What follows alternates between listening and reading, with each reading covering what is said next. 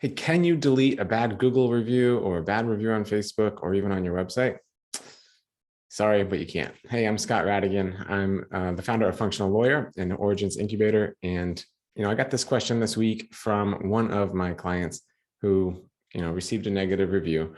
And even if you're the best doctor in the world, once in a while, you'll get a negative review because people are crazy and you can't please everybody all the time. But more importantly, can you respond to the negative review? What can you do with it, right? You don't want everyone to see it or rely on that, even if true, right? You want them to be more focused on your 5-star reviews, for example. So here are some strategies that real people use, and one thing that you can do to avoid getting in trouble with the Federal Trade Commission. So the first thing that we recommend, and we do this at our businesses, is just respond. If there's a negative review or a negative comment, or even a positive one, which also helps your SEO, respond to each review or comment. Just say, hey, and you've probably seen this where somebody will leave a review and then the manufacturer or the business owner will say, hey, we're sorry you had a bad experience. Get in touch with us here. It's kind of that idea, because even if the review is negative and maybe they had a negative experience, the other people that are watching this, the other hundreds of thousands of people that are on your website or on your social media channels, are getting an idea of your character. So it's one thing, you maybe have seen these memes on the internet or on Reddit or wherever, where business owners just totally attack the negative reviewer. I don't know if you've seen that, but a lot of times in restaurants, it's, hey, you were totally rude to our hostess and you were totally rude to our thing, so we never want you back here. Well, that might feel good if you are the business owner and that person really was a jerk, but it doesn't do much for the other people that are coming to your restaurant. They now know that your customer service experience is going to be met with resistance, right?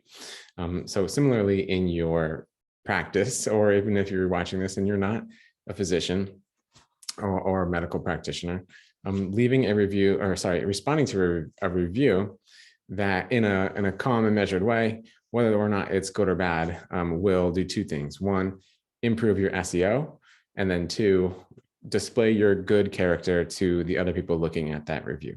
So here's an example of a way to respond to a negative review. Oh, that doctor just, I paid all this money and I didn't feel better, right? You say, hey person, I'm sorry that you have not yet met, we have not yet got you to where you need to go. As you know, everybody's body is a little bit different and we're still trying to get to the bottom of it. And we're happy to have you back as a patient anytime, or something like that. Now, it's a little bit different for doctor's offices because you have to be careful not to disclose too much if you respond or even confirm that they were a patient. Because one time we got a negative review at my wife's practice, and so they would never seen that person before. I don't even know where it came from. They had never entered our office or had a visit with any of our practitioners. So some people are just crazy, but you don't want to be like, hey, we've never had you, or we haven't seen you in a couple of years, or hey, how's that psoriasis going? Obviously, you can't do any of that, but just be careful when you respond and just say, hey, we're sorry you felt that way. Contact our office here and we'll make sure we can do things correctly. Something along those lines, a little bit bland. And we'll strive to make it better.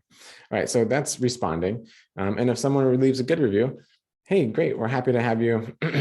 We're great, we're happy you're feeling so much better. Something like that. Does a couple things, again, shows that you care and gives your SEO a little bit of a boost. Particularly if these are on Google My Business. So another thing that I've learned recently is that if you're going to be requesting reviews, Facebook kind of doesn't matter. I mean, it matters a little bit, but you want people to review you on Google My Business because that increases your search engine optimization, or SEO. So particularly if you are in a large urban area or even in a large state, you want your business to come to the top. This is one additional way to get it to the top page of Google or whoever else competes with Google that nobody uses. All right. Number two is if it really is like a a review that is negative and it violates Google's policies or Facebook's policies even, then there's a chance you can flag it for inappropriateness. Now you'd have to go read those policies and be careful not to just flag it because it's negative, right? It has to actually violate those policies. So that's one tool that you have in your pocket. You can go check the policies there, but typically it's not going to violate the policies. So don't just flag negative reviews as a matter of course, right? And then the final thing, and this is my favorite way to respond to negative reviews, is if you're not even asking for reviews right now, or you ask for them sporadically, is develop a plan to consistently ask for good reviews, right? Because even the best reviews on, or the best products on Amazon or wherever you're reviewing products, a lot of them have 1-star reviews somewhere. And, you know, if they have 99,000 5-star reviews and like 10 1-star reviews, no one's going to look at the 1-star reviews, right? So similarly here, if you have one negative experience and you have 100 people that have given you 4 stars or just a positive review, then it's going to be drowned out, right? Now, a note on that issue. Now, there's some third-party software that will that purport to, you know, request reviews for you and collect them and then distribute them across the web for Google and Facebook and your website and wherever else. You know, they'll even publish it on Twitter and Facebook, like on your feed. But you've got to be careful because the Federal Trade Commission, which regulates truth in advertising or tries to stop deceptive advertising, either way, they are onto this. So earlier this year in 2022, they levied, or they settled with a company, a fashion retailer called Fashion Nova, who had to pay $4.2 million to shut down accusations that it censored negative reviews on its website. So what it did was it asked for reviews and it used a third-party review aggregator. And if that review, they asked everybody for a review, but if the review was 4 or 5 stars, it got published and it went into the average. If it was 3 stars or below, it did not get published. The client, the Nova, the retailer, it was submitted to them for review, whether they wanted to publish it or not. And guess what they did? They didn't publish it. So that's obviously deceptive if you're only publishing the 4 and 5-star reviews. It's deceptive to the tune of $4.2 million.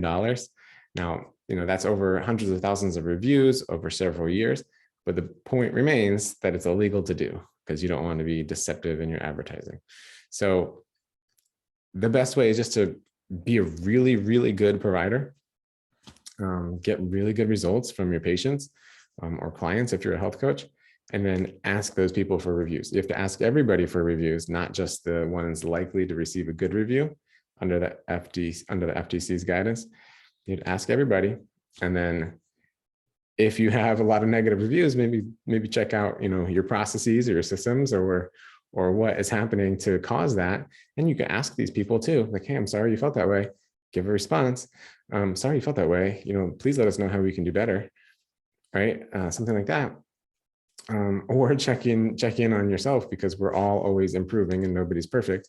And then move forward from there. So ask everybody for reviews, be a good provider, respond to every single one. If you can, if you have time to do that, or set 10 minutes, you know, a month to just go respond to the reviews.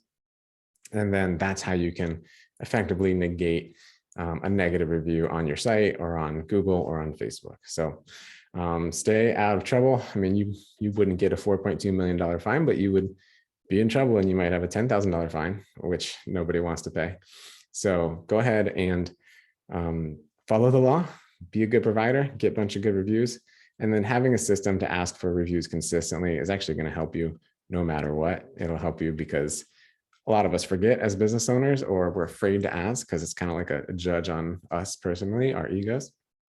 And so doing so in a consistent manner will help your business. And so I recommend, you know, doing that for everybody that comes in at some point during their journey, asking them for reviews, or, hey, you know, if there's anybody that they think could referrals, if there's anybody they think could benefit from your services, to ask them to share with friends if they feel comfortable doing so, because again, it's medical and they have a right to privacy. But if they feel free to talk to their friends, that's where a lot of your business is going to come after the first 50 or 100 people. A lot of your business will come from word of mouth referrals anyway. So may as well ask them to do it.